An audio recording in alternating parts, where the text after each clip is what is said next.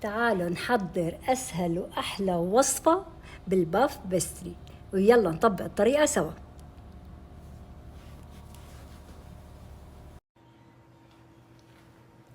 مرحبا، أهلا وسهلا، كيفكم؟ شو أخباركم؟ إن شاء الله كلكم بخير إن شاء الله يا رب.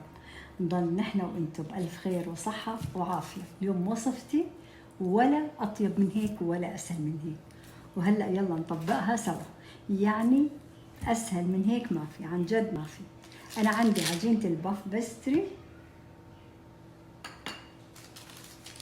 بس بدي أفردها شوية شوية، ما كتير.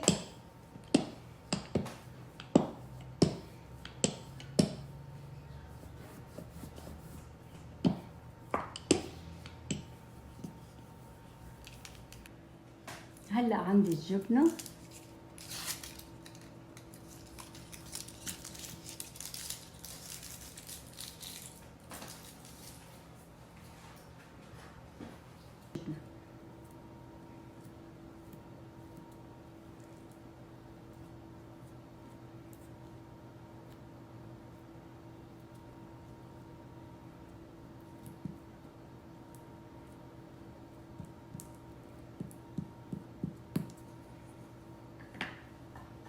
وبدي أضيف فستق حلبي،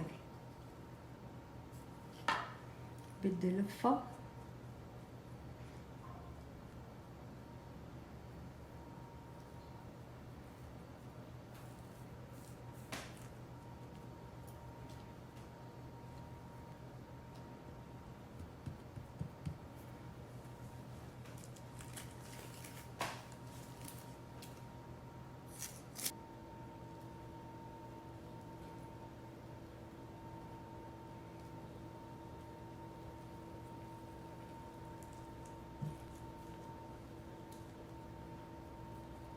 بدي أخليها على جنب.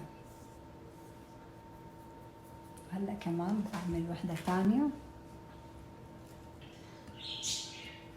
هلأ بدي أقسمهم بالنص.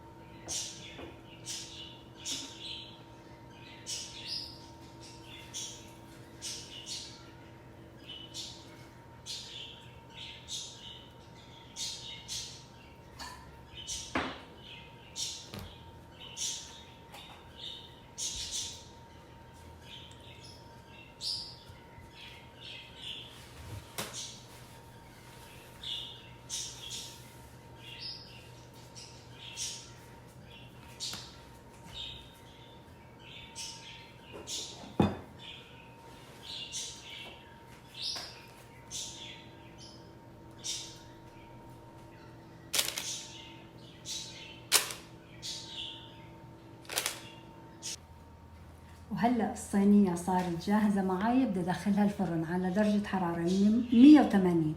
بالنسبة للفرن أنا مشغلة النار تحت. آخر شيء ممكن شغل فوق، ممكن لا، على حسب اللون اللي أنا بدي إياه. وبس طلعها من الفرن نشوفها سوا. وهلأ بدي أحضر الصوص يلي بدي أحطه على باف بيستري. عندي قشطة،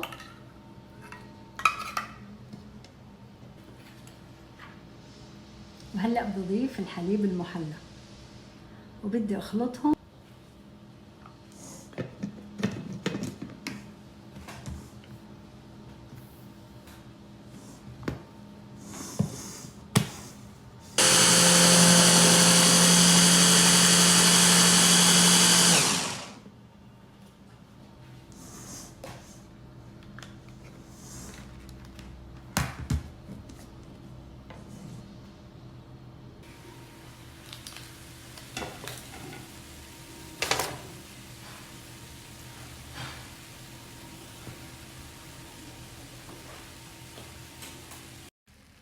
وهلأ بعد ما طلعت الصينية من الفرن، أهم شي بدي إياها تبرد، ووقت التقديم بشوفكم.